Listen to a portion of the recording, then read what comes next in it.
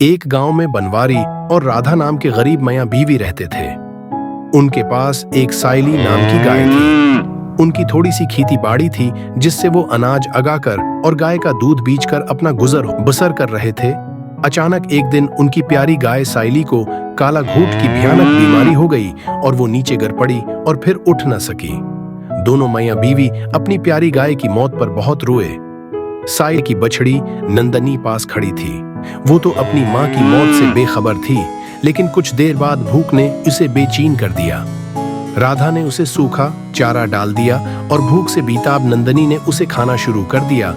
हमारी प्यारी साइली चली गई, हमारे घर से लक्ष्मी चली गई। अब हम कोई गाय नहीं पालेंगे, नंदनी को भी बेच देंगे। साइली हमारे खानदान का हिस्सा थी, अब साइली नहीं है तो नंदनी को रखकर क्या करेंगे। साइली की मौत के बाद बनवारी और राधा ने खेती पर ध्यान देना शुरू किया, लेकिन सूखे की मार ने उनकी फसल को भी बर्बाद कर दिया। गुर्बत की मार ऐसी पड़ी कि वो दाने दाने के मोहताज हो गए। उनके सिर पर कर्ज का बोझ भी बढ़ता चला गया। वो नंदनी के लिए भी खाने का इंतजाम नहीं कर पा रहे थे। उसे अक्सर खुला छोड़ देते थे और वो जो कुछ रास्ते में पाती खा लेती थी। कनुए के पास गरे हुए पानी से थोड़ी बहुत घास जम जाती थी, वो भी नंदनी के काम आ जाती थी। कभी कभी उसे रोटी का टुकड़ा मिल जाता था, पूरा न सही तो आधा पेट भर जाता था। बनवारी और राधा की तरह नंदनी भी कमजोर हो गई थी। एक दिन श्राद्ध के दिन बनवारी के घर में चौल्हा नहीं जल सका। सुबह के वक्त नंदनी ने भी खिड़की से झांककर बनवारी और राधा के उतारे हुए चेहरों को देखा। नंदनी को बहुत दुख हुआ। वो वहां से चल पड़ी और गांव के कई घरों के सामने जाकर इशारे से खाने की मांग की। इसने मन्ना में एक थैली पकड़ी हुई थी। श्राद्ध का दिन था, इसलिए लोगों ने घरों में पूरी सब्जी और तरह तरह के खाने बनाए थे। उन्होंने नंदनी की थैली में हर तरह के खाने डाल दिए। नंदनी के पास बहुत सारा खाना इकट्ठा हो गया, लेकिन उसने खुद नहीं खाया। वो सारा खाना थैली में लेकर अपने घर वापस आ गई और राधा को दे दिया। अरे नंदनी, तो हमारे लिए खाना लेकर आई और खुद ने अभी तक कुछ नहीं खाया। नंदनी चुपचाप खड़ी रही और ऐसा लगा जैसे बनवारी और राधा को खाने का इशारा कर रही हो। राधा जल्दी से 3 हिस्से में खाना बांटकर सबसे पहले नंदनी को खाने के लिए इशारा किया। नंदनी चुपचाप खड़ी रही। ये ऐसे नहीं खाएगी, हमें खुलाकर ही खाएगी। चलो नवाला उठाओ। बनवारी और राधा ने नवाला उठाया। तभी नंदनी भी खाने लगी। बहुत सारा खाना मौका से मिल गया था। अगले दिन नंदनी दोबारा गांव के लोगों के दरवाजे पर गई, लेकिन उसे कहीं कहीं 2 टुकड़े सूखी रोटी के मिले। बेचारी नंदनी मायूस होकर वापस लौट आई। कनुए के पास की घास भी खत्म हो गई थी। बनवारी और राधा भी अपनी किस्मत पर अफसोस कर रहे थे। हम अपना पेट तो पाल नहीं सकते, इस बेजबान को क्या खिलाएंगे।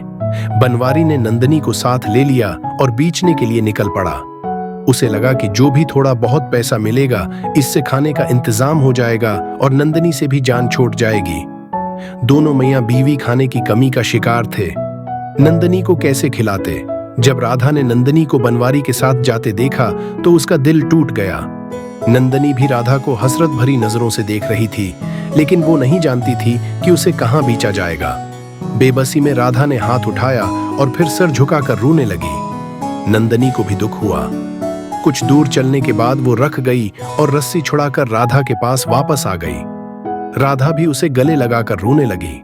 मैं अपनी नंदनी को जाने नहीं दूंगी, उसके बगैर मैं जिंदा नहीं रह सकती। हम उसे अपने साथ ही रखेंगे, जो भी होगा हम उसे खिलाएंगे। बनवारी राधा की ख्वाहिश के आगे झुक गया और उसने नंदनी को अपने पास रख लिया। एक दिन सुबह के वक्त राधा ने नंदनी को ढूंढना शुरू किया, लेकिन वो कहीं नजर न आई। बनवारी कहीं जाने के लिए तैयार हो रहा था।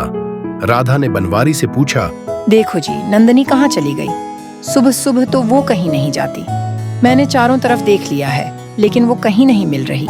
एक लड़का गोलो दौड़ता हुआ आया और उसने राधा को नंदनी के बारे में बताया। काकी, आपकी नंदनी को काका ने बेच दिया है। 1000 रुपए मिले हैं।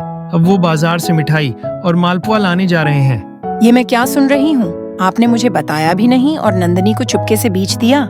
क्या करता, अपने खाने का भी इंतजाम नहीं है, उसे कब तक खुलाता।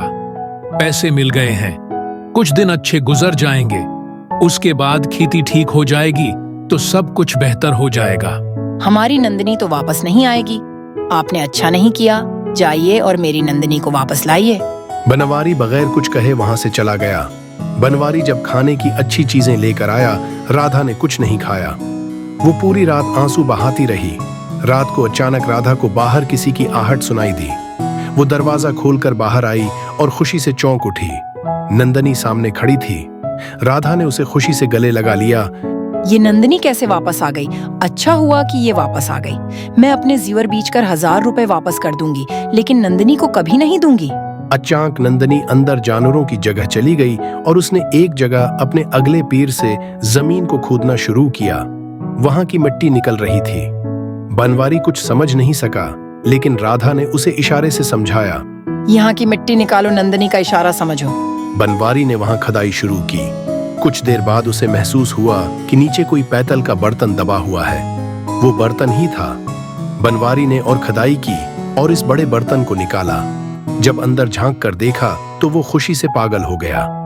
बहुत सारी सोने की अशर्फियां अंदर भरी पड़ी थीं। बनवारी खुशी से चीखा, खजाना, खजाना मिला है। वो पागलों की तरह खुश होकर बोल रहा था। नंदनी ने हमें खजाना दिया है। हमारी नंदनी ने हमें जीने का सहारा दिया है। देखो, जिस नंदनी को बेचने जा रहे थे, आज वही वापस आकर हमारे लिए लक्ष्मी बन गई।